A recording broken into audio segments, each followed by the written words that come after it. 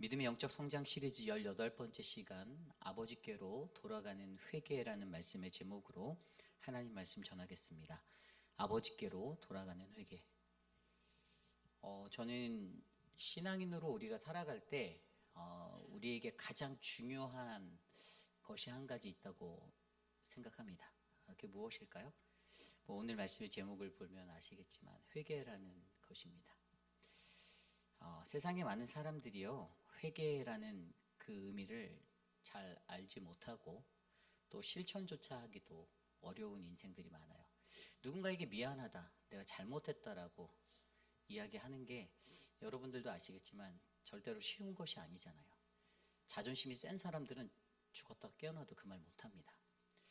자신의 삶에 있어서 내가 누군가에게 내 실수를 인정한다라는 것이 치욕적인 것이 되는 것이 어떠한 아주 강성을 가진 그러한 인생들의 삶의 보편성이고요. 인간은 스스로가 존중받고 높임받고 칭찬받는 것은 즐겨하지만 누군가에게 스스로 잘못된 그러한 나의 잘못된 허물과 이런 것들에 대해서 내가 미안해라고 얘기하는 것은 되게 어려운 것이라는 것이죠. 사실 오늘 우리가 묵상하고 있는 이 말씀, 돌아온 탕자의 아주 오래전부터 우리가 너무나도 많이 들었던 이 말씀의 이야기가 바로 이 땅을 살아가는 우리 인생이 어떠한 인생인지를 철저하게 보여주고 있어요. 어떠한 인생을 보여줍니까? 철저히 자기중심적인 인생을 살아가는 한 사람의 삶을 보여주는데 그 둘째 아들이 어떻게 말하죠? 12절에 보면 아버지여 재산 중에서 내게 돌아올 분깃을 내게 주소서라고 말하고 있어요. 내게 돌아올 분깃을 내게 주소서. 아버지의 재산인데 자신에게 당연한 분깃이 있다라고 여기고 살아가는 그러한 어리석은 사람의 모습입니다. 아버지의 것이 자동으로 내 것인 양 살아가는 인생이죠. 아버지가 수고해서 일평생을 일구어오고 갖고 왔던 그러한 부의 축적이었을 텐데 나의 돌아올 분깃이 분명히 있다라고 확신하고 살아가는 거예요. 너무나도 철저하게 자기중심적인 인생입니다. 저는 이것이 바로 우리 인간들이 가지고 살아가는 어그러진 우리들의 자화상의 모습이 아닌가 싶습니다. 하나님하고 같이 동행하며 살면서도 사실 내게 돌아올 분깃을 기대하고 살아가는 인생이 굉장히 많습니다. 주님, 난 꼭 복 주셔야 됩니다. 주님, 내가 정말 이렇게 열심히 하나님 믿었는데 하나님, 주님, 내 몫은 당연히 내게 주셔야 돼요라고 말하는 그러한 신앙인들이 있습니다. 그런데 오늘 말씀의 핵심은요, 내게 돌아올 분깃보다 아버지께로 돌아갈 것에 더 집중하라는 그 말씀이 오늘 메시지예요. 사람은 자기중심적이어서 늘 내게 돌아올 분깃만 바라보고 좁은 시야로 살아가고 있는데, 그런데 우리가 무엇을 바라보는가? 내게 돌아올 분깃을 바라보고 사는 사람인지 아니면 아버지께로 돌아갈 것을 바라보며 살아가는 인생인지 우리 보고 점검해 보라는 것입니다.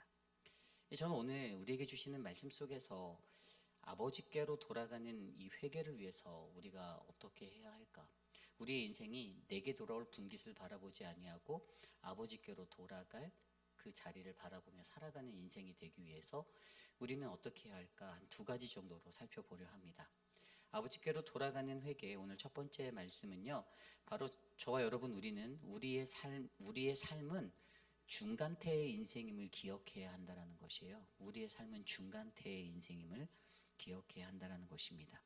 너무나도 잘 아는 말씀의 전반적인 스토리지만 아버지께 자신의 분깃, 내 소유를 달라고 요구한 아들이 그것을 가지고 허랑방탕하게 이웃나라에 가서 재산을 다 낭비하고, 그리고 궁핍하여져서 남의 집에 들어가 돼지를 치며 그렇게 돼지의 주주면매를 먹으며 살아가는, 그러다가 너무나도 고통스러워서 다시 돌아오게 되는 이야기가 오늘 말씀의 이야기죠. 그런데 오늘 말씀에서 17절 말씀에 보면 이러한 구절이 나와 있습니다.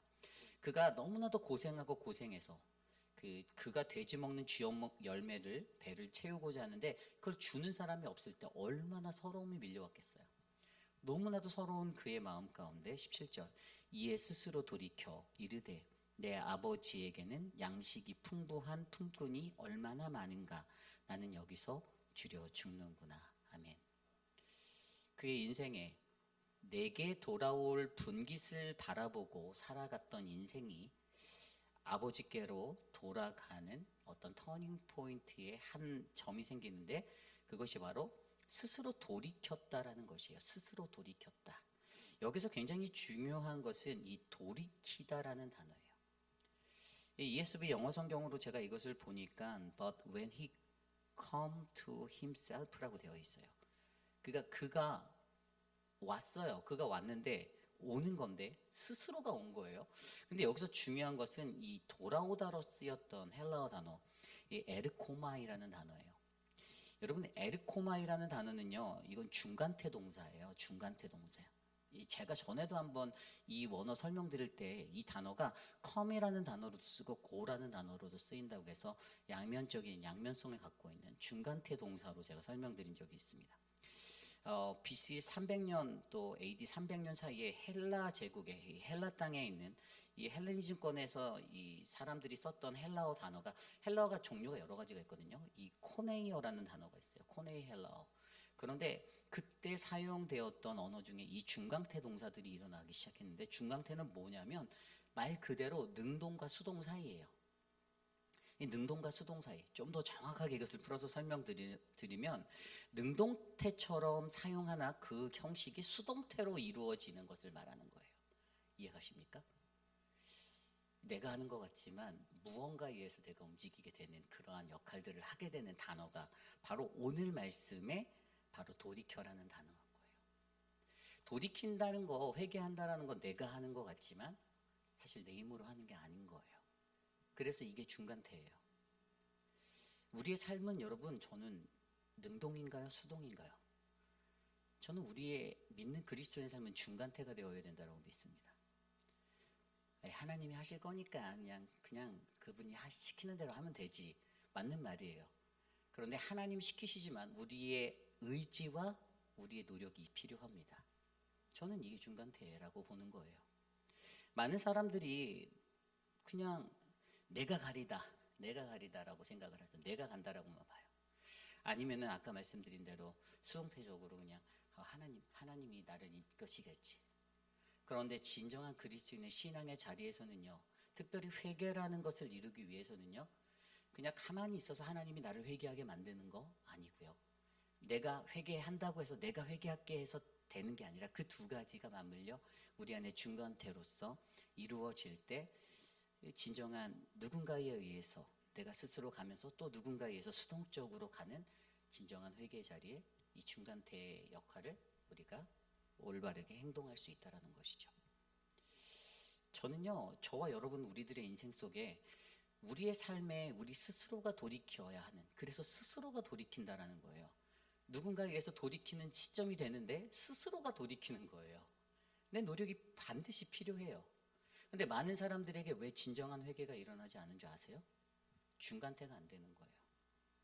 내가 할 의지도 없고 하나님의 뜻을 구하기만 하는데, 하나님이 때가 되면, 언젠가 그 때가 되면 알아서 하나님이 나 회개시켜 주겠지라고 하나님께 미뤄버리고 살아가는 거죠.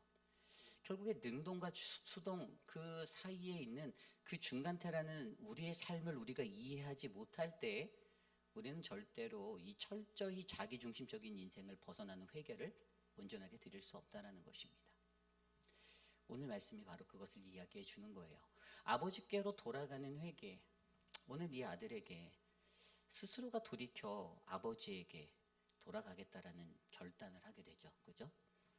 그리고 아버지에게 가서 아버지, 내가 죄를 지었어요. 아버지에게 말합니다. 아버지, 내가 죄를 지었어요. 내가 일어나 아버지께 가서 내가 하늘과 아버지께 죄를 지었다. 그래서 나를 품꾼의 하나로 봐달라고 이야기하죠. 종으로 봐주세요. 아버지, 저 종으로 봐주십시오. 저는요, 오늘 우리의 인생 속에 우리가 정말로 하나님 아버지께 돌아가는, 그러니까 아버지께로 돌아가는 그러한 인생이 되기 위해서는요, 가장 먼저 우리의 삶은 늘 중간태의 인생이 되어야 함을 기억해 주시기를 바랍니다. 그리스도인은 어떤 인생이 되어야 할까? 중간태의 인생, 그 인생이 저와 여러분 우리의 인생이 되어서 우리 안에 아름답고 온전한 회개가 바르게 일어나는 믿음의 성도들 되시기를 간절히 축복합니다. 오늘 두 번째로 아버지께로 돌아가는 회개를 위해서 우리에게 필요한 것은요, 바로 우리가 온전한 회개를 이루면 잃었던 생명을 되찾는 기쁨을 누릴 수가 있다라는 것을 기억하셔야만 합니다. 잃었던 생명을 되찾는 기쁨을 누릴 수가 있다. 오늘 말씀 후반부에 보면 아버지가 그 아들을 위해 잔치를 베풀어 주시는 이야기가 나옵니다. 20절 이후에 아버지께로 돌아가니 먼 발치에서 아버지가 그를 보고 치근히 여겨서, 그죠? 스플랑크 니조마이 한 거예요. 아버지가 그를 보고 달려와 목을 안고 입을 맞추었습니다. 그리고 아들에게 말하죠. 아들이 아버지에게 말했죠. 내가 죄를 지었사오니 지금부터 아버지의 아들이라 일컬음을 내가 감당할 수 없습니다. 저 호적에서 파셔도 돼요. 이러는 거예요. 그랬더니 아버지가 어떻게 됩니까? 아주 진짜 아름다운 온전한 회개가 21절에 일어나니까 22절에 반전이 일어나요. 회개 후에 반전의 역사가 22절에 바로 21절과 22절 사이에 일어나는데, 종들에게 명하여서 제일 좋은 옷을 내어 입히고 손가락에 가락지를 끼우고 발에 신발을 신기고 살찐 송아지를 잡아서 이제 잔치를 베풀어 버립니다. 너무나도 아름다운 이야기죠. 모든 것에 이런 아름다운 결말의 스토리의 어떤 피날레가 일어나려면 가장 중요한 것은 진정한 사과, 진정한 회개, 진정한 돌아섬이에요. 여러분, 왜 인간관계가 온전하게 회복되지 않는 줄 아십니까? 진정성이 없어서요. 저 바로 나오시네요. 진정성이 없어서요.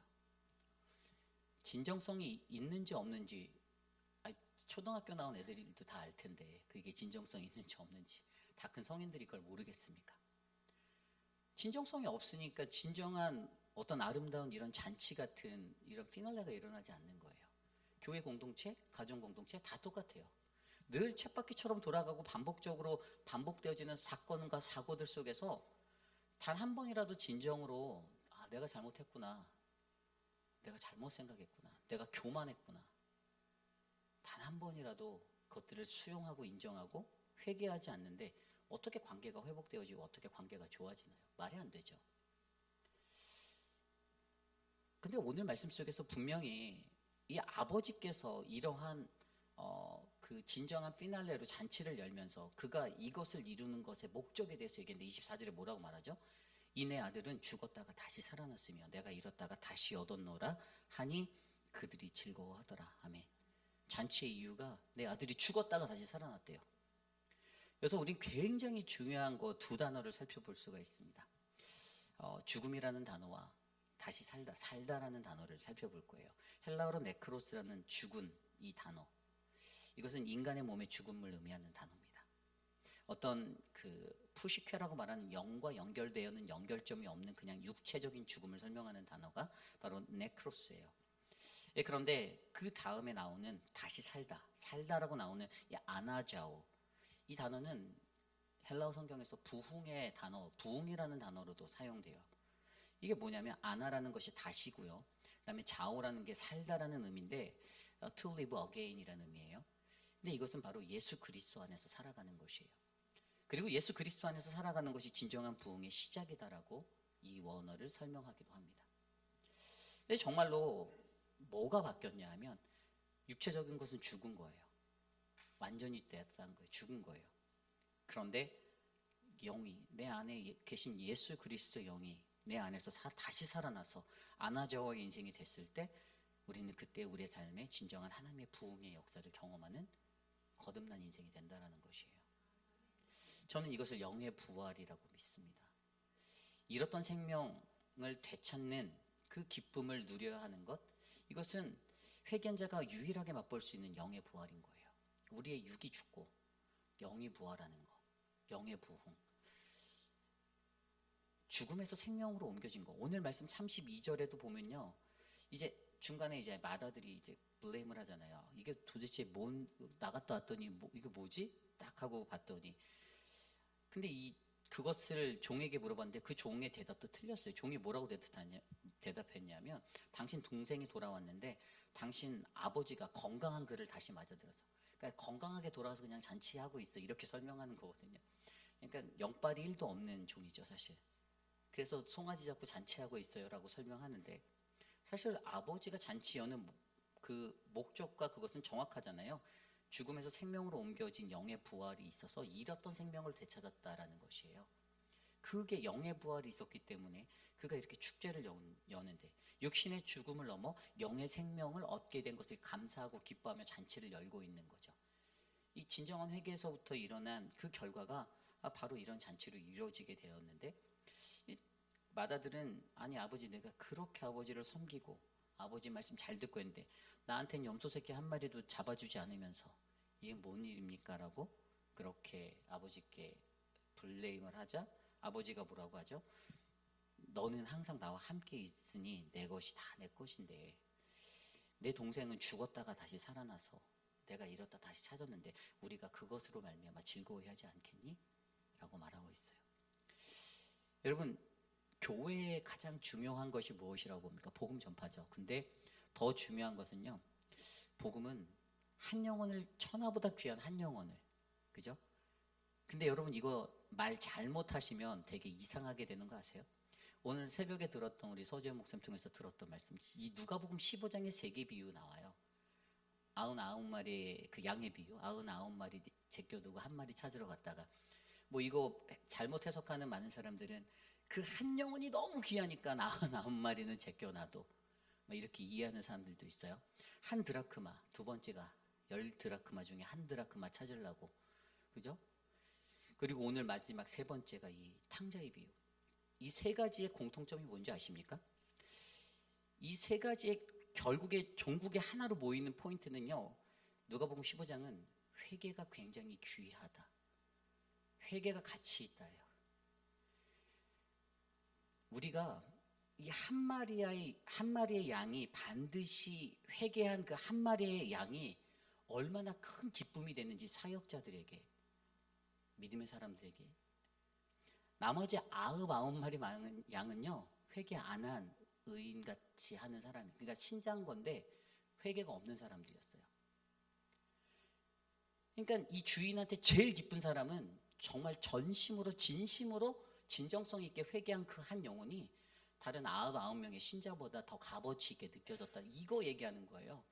그런데 이거 잘못 해석하고 해석할 머리도 없는, 영빨이 없는 사람들이 자꾸만 뭐 그 하나의 그 영혼의 목숨을 걸고 막 7번도 70번도 700번도 더 용서해 가면서 살려야 되지 않냐, 이거로 갖다 붙이는데 해석 잘못한 거죠. 하나님 말씀 잘못 전하는 거죠.